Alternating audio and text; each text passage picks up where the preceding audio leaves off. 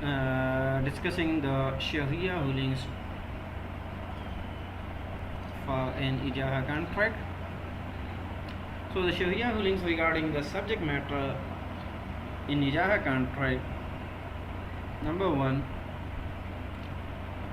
the ownership of the lease asset is not transferred to the lessee. It remains with the lessor. Only the right of the use of asset is transferred to the lessee.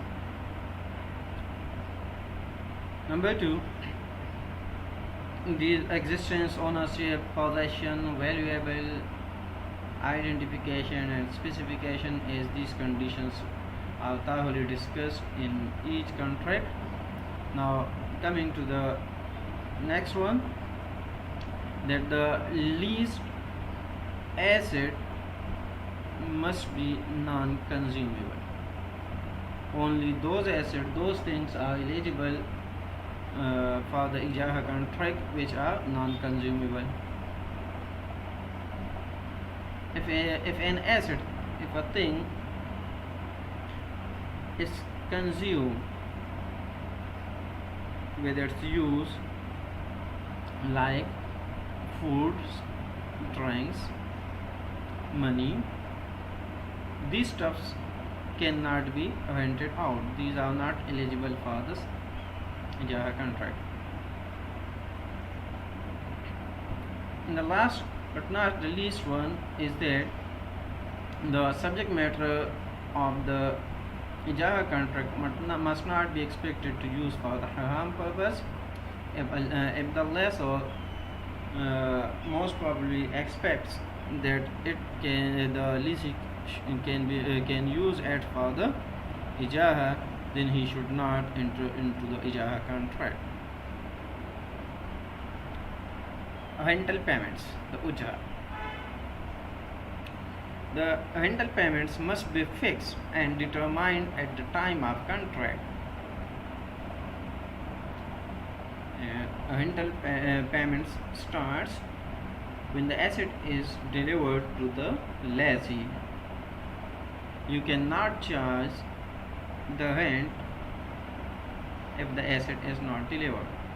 So there sometimes there occurs some difference between the date of the contract of ijarah and delivery date. So you cannot start charging rent from the lessee till the delivery of the assets.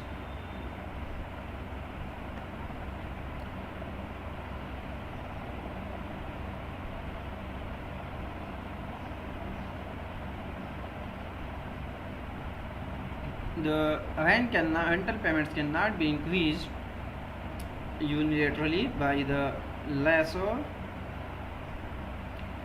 Yes, he can increase with the mutual consent of the lessee.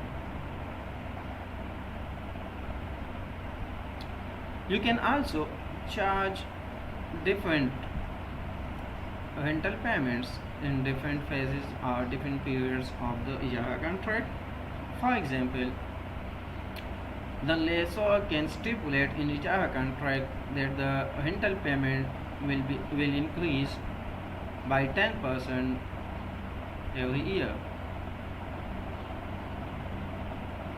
So it is permissible in Sharia. You can also link the rental payments with a well-known benchmark like Cairo in Pakistan, but it must be noted that the upper and lower limits, that is the cap and floor, must be defined in order to eliminate the element of uncertainty. If it is not eliminated and the cap and floor are not defined, then it is impermissible in Sharia. When the ijarah asset destroys and the user of the asset cannot get benefit from it, then the lessor cannot charge further rental payments from the lessee.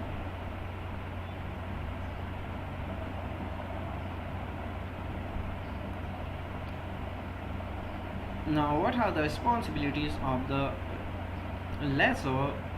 Lessor is responsible for the every cost that is related to the ownership of the ijarah asset. It must be it may be the taxes related to the ownership, may be the registration and agency fee, and it may be the takaful charges, the insurance charges.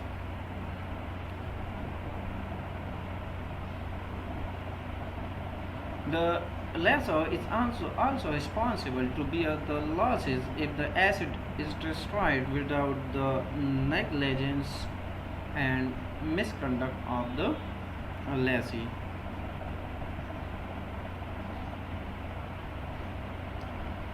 A lessee is responsible for those expenditures that are related to the maintenance of the leased asset. So the minor expenditures will be borne by the lessee. He is also responsible